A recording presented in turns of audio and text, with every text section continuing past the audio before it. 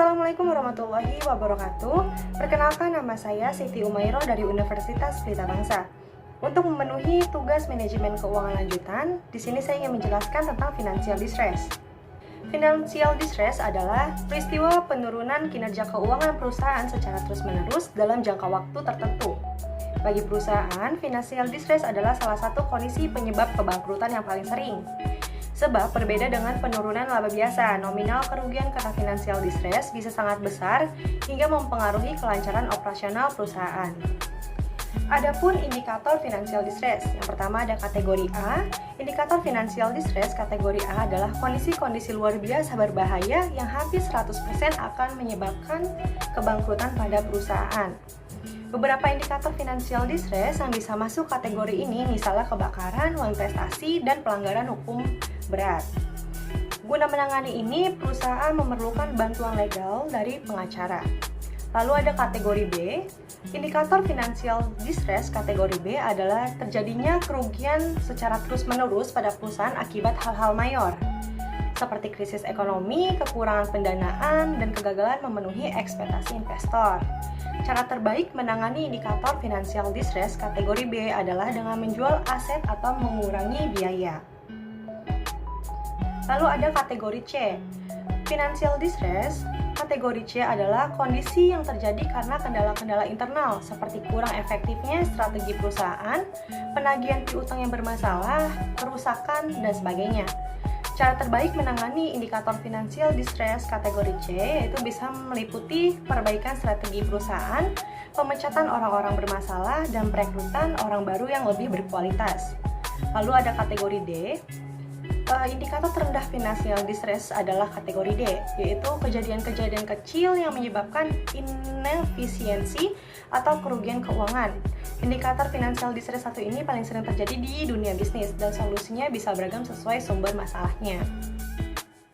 Selain memahami indikator financial distress, ada pun jenis-jenis financial distress.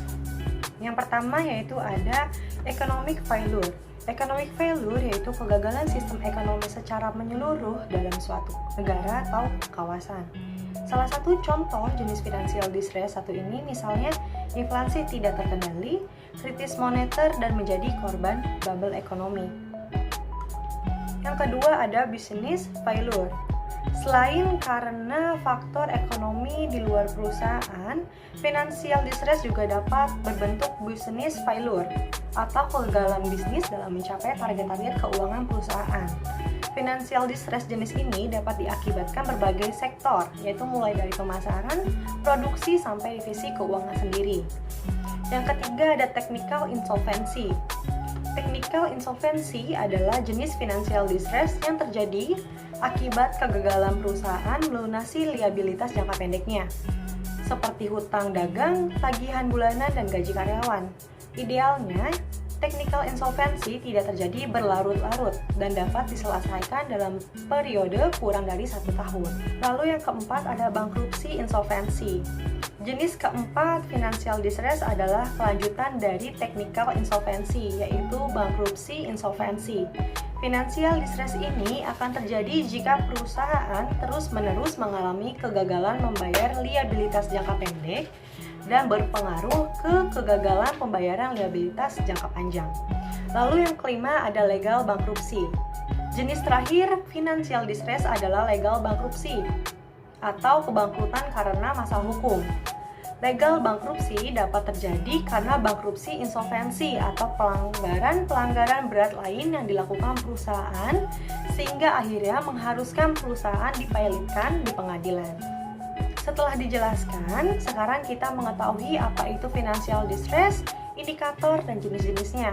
Selanjutnya, perusahaan juga harus tahu penyebab dari financial distress bisa terjadi agar perusahaan dapat menghindarinya. Yang pertama yaitu ada perencanaan bisnis kurang baik.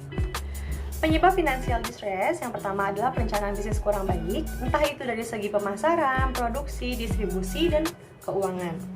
Jika operasional perusahaan tidak direncanakan dengan tepat dan seksama, terutama dari segi penganggaran biaya, maka perusahaan berpotensi mengalami financial distress. Yang kedua ada arus kas bermasalah. Pengaruh rasio keuangan terhadap financial distress sangatlah besar. apabila keuangan perusahaan memiliki arus kas tidak lancar, maka bisnis terancam mengalami financial distress dalam kurun waktu singkat. Yang dimaksud kelancaran arus kas di sini bisa meliputi kelancaran penagihan piutang, pembelian bahan baku sesuai kebutuhan, dan sebagainya. Lalu yang ketiga ada struktur modal terlalu beresiko. Selain arus kas, pengaruh rasio keuangan terhadap financial distress dari segi struktur modal juga sangat signifikan, terutama untuk jangka panjang. Jika perusahaan terlalu banyak didanai liabilitas atau utang, maka perusahaan akan terancam kena legal bankrupsi dan dipilotkan. Lalu yang keempat ada kerugian secara operasional. Penyebab financial distress yang terakhir adalah kerugian terus-menerus secara operasional. Jika divisi pemasaran terus mengalami kegagalan memenuhi target, maka perusahaan terancam mengalami financial distress, baik karena gagal melaksanakan kewajiban operasional maupun gagal memuaskan investor. Agar terhindar dari faktor-faktor penyebab financial distress, ada pun cara mencegah financial distress. Yang pertama, fokus pada likuiditas bisnis. Cara pertama mencegah financial distress adalah dengan fokus pada memperlancar arus kas dan cadangannya. Demi mewujudkan ini, ada beberapa upaya yang bisa perusahaan ambil, misalnya menggunakan jasa anjak piutang untuk menagih hutang dagang, lalu membentuk tim pemasaran dengan achievement tinggi, sampai memilih instrumen investasi minim risiko. Yang kedua, ada buat strategi perusahaan guna menghadapi masa terburuk. Upaya berikutnya untuk mencegah financial distress adalah membuat berbagai cadangan strategi guna menggantikan strategi utama, termasuk strategi menghadapi kondisi terburuk. Oke, seperti yang sudah dibahas tadi, faktor penyebab financial distress bukan hanya internal, tapi juga eksternal perusahaan. Jadi pastikan perusahaan punya strategi adalah guna menghadapi eksternalitas seperti krisis moneter, inflasi, dan sebagainya. Yang ketiga, tetapkan batas dalam memberikan utang dagang. Utang dagang adalah salah satu penyebab tidak lancarnya arus kas perusahaan. Dari segi pemasaran, utang dagang memang baik karena bisa meningkatkan penjualan. Akan tetapi, jika penagihannya kurang baik, maka dampaknya juga buruk dari segi finansial. Oleh sebab itu, pastikan perusahaan tidak memberi terlalu banyak hutang dagang pada konsumen. Lalu yang keempat, ada jaga keseimbangan neraca pembayaran. Seperti yang sudah kita ketahui bersama, pengaruh rasio keuangan terhadap financial distress adalah signifikan. Sehingga pastikan perusahaan memiliki neraca pembayaran seimbang, tidak terlalu banyak hutang ataupun piutang. Lalu yang kelima, ada menyiapkan asuransi untuk kondisi tak terduga. Cara terakhir mencegah financial distress adalah menyiapkan asuransi untuk berbagai sektor beresiko dalam perusahaan. Misalnya asuransi tenaga kerja, mesin, dan aset berharga. Dengan menyiapkan asuransi, perusahaan dapat mendapatkan bantuan likuiditas saat finansial bisnis bermasalah sehingga menghindari kebangkrutan. Sekian penjelasan tentang financial distress. Kurang lebihnya mohon dimaafkan. Wassalamualaikum warahmatullahi wabarakatuh.